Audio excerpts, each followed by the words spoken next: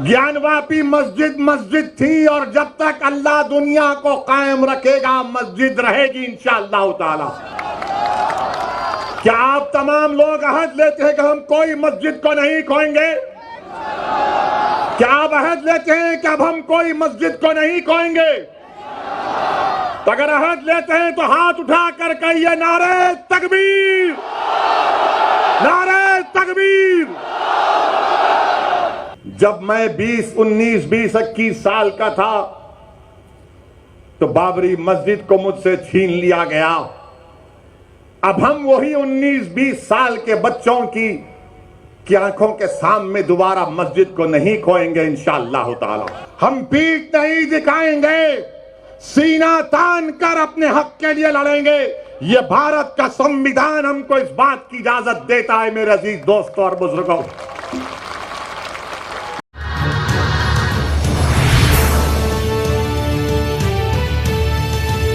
मेरे अजीज दोस्तों और बुजुर्गों, मस्जिद का मसला आया।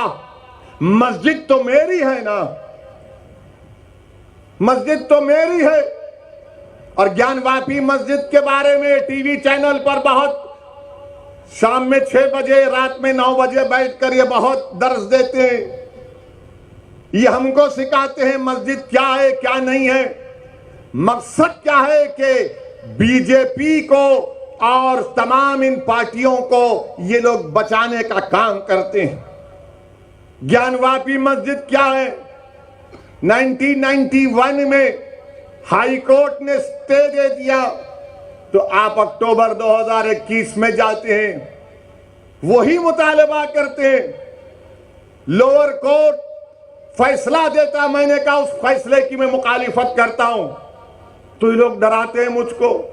आप कैसे कोर्ट के खिलाफ बोल सकते हैं? बोल सकते हैं कोर्ट के खिलाफ, इज्जत से इख्तलाफ कर सकते हैं। भारत है, कोई नॉर्थ कोरिया का सरबरा यहां का प्रधानमंत्री नहीं है।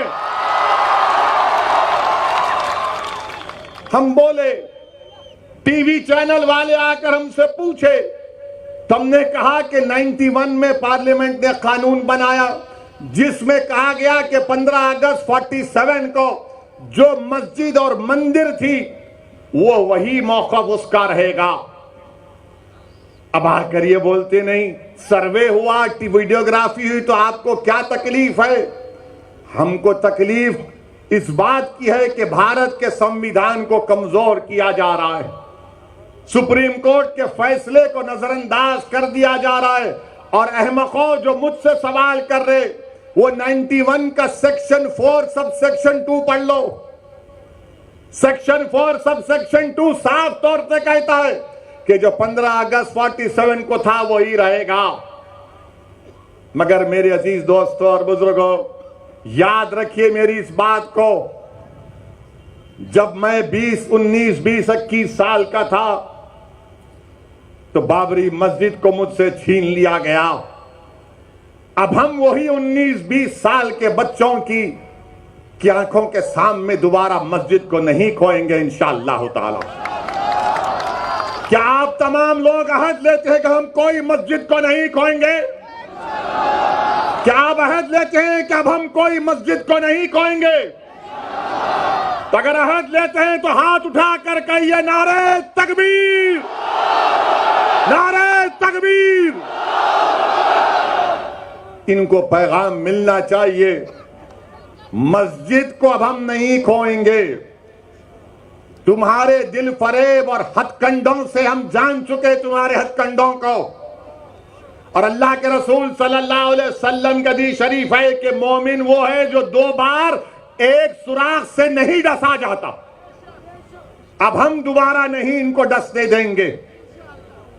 मस्जिद है और रहेगी इंशाअल्लाह ताला सुबह क़यामत तक। ज्ञानवापी मस्जिद मस्जिद थी और जब तक अल्लाह दुनिया को कायम रखेगा मस्जिद रहेगी इंशाअल्लाह ताला। और हमारा काम यह है कि हम अपने मस्जिदों को आबाद रखें। हमारी भी जिम्मेदारी है कि रमजान हो गया तो मस्जिद के दरो दीवार तरसती हैं कि कहां गए वो लोग जो रमजान के 30 दिन अल्लाह के घर में आकर सर्वसजूद हो रहे थे, तो याद रखो मस्जिदों की हिफाजत पहले हमको अपनी महल्लों की मस्जिदों को आबाद रख के रखना। अगर हम अपने महल्लों की, गांव की मस्जिद को आबाद रखेंगे तो ये शैतानी ताकतें जो ललचाई हुई नजरों से हमको अपनी तहजीब से महरूम करना चाहती हैं, इनको पैगाम मिल जाएगा कि अब दोबारा मुसलमान भारत का मस्जिद खोने को तैयार नहीं है। मेरे अजीज दोस्तों और बुजुर्गों, मगर आज्ञान वापी का मसला आया, हिजाब का मसला आया, तो क्या कांग्रेस पार्टी ने कुछ कहा? कोई कांग्रेस के लीडर ने कहा? नहीं बोलेंगे। क्या समाजवादी के या आप पार्टी के किसी कायद ने कहा? नहीं बोलेंगे। क्यों नहीं बोलेंगे? क्योंकि इनको मालूम कि मुसलमान तो डराओ, इसको डराओ और डरा कर वोट हासिल कर लो। इनको मालूम कि मुसलमानों का जहन उसमें डाल दिया गया कि नहीं नहीं, आपको सरकार को बदलना है। मेरे अजीज दोस्तों और बुजुर्गों, याद रखिए मेरी इस बात को कि हुकूमत को आप नहीं बदल सकते, अपने नुमाइंदों को आप कामयाब कर सकते हैं। अरे मस्जिद का मसला आया तो नहीं बोलेंगे, हिजाब का मसला आया तो नहीं बोलेंगे, दिल्ली के जहांगीरपुरी में गरीबों की दुकानों को तोड़ दिया गया तो मुंह नहीं खोलेंगे। मैं जब दुकानों को दिल्ली में तोड़ा जा रहा था, जब बुलडोजर दुकान के पास पहुंच चुके, तो किसी गरीब ने मुझे फोन करके कहा कि ओवैसी क्या तुम आओगे या नहीं आओगे? मैंने कहा जरूर आऊंगा। पहली फ्लाइट लेकर दिल्ली को जब पहुंचा, हमारे दिल्ली के मजलिस के सदर कलीम हफीज साहब से कहा कि हमको जाना है। हम गए वहां पर, उसी मस्जिद में जाकर नमाज मगरिब अदा की, रास्ते में रोजा खोलना पड़ा, वक्त हो गया था। जिस मस्जिद के सामने उसकी दीवार को और गेट को शहीद कर दिया गया था। आप बताइए क्यों नहीं गए ये तमाम पार्टी के लोग जो मुझ पर इल्जाम लगाते हैं, जो मुझ पर इल्जाम लगाते? जाना था ना, नहीं गए। क्यों नहीं गए? क्योंकि उनको मालूम मुसलमान को डराओ और वो खुद ब खुद आपको वोट देता रहेगा। मैं इस मिजाज में तब्दीली पैदा करने के लिए आया हूं। मैं आपसे कह रहा हूं कि सिर्फ अल्लाह से डरो, इन जालिमों से मत डरो। मैं आपसे अपील करने आया हूं कि आप अपनी आवाज को उठाओ। अगर मुल्क में ये तमाम हालात पैदा हो रहे हैं तो उसका मकसद क्या है कि भारत के मुसलमानों को डराया जाए, उनको खामोश कर दिया जाए और उनको मुसलमान सिर्फ उनकी घर तक रखा जाए और बाहर में मुसलमान के कोई मजारे ना करे। मैं आपसे अपील कर रहा हूं कि हम घर में भी मुसलमान बनकर रहेंगे, बाहर भी मुसलमान बनकर रहेंगे। हालात कुछ भी होंगे मगर हम डर कर मायूस हरगिज नहीं होंगे। हम डर कर अपने घर में नहीं बैठ जाएंगे, हिकमत के नाम पर बुज़दिली के मजारे नहीं करेंगे। मैं आपसे ये नहीं कह रहा हूं कि तशद्दुद पर आ जाओ, मैं आपसे ये कह रहा हूं कि अपने हौसलों को बुलंद रखो।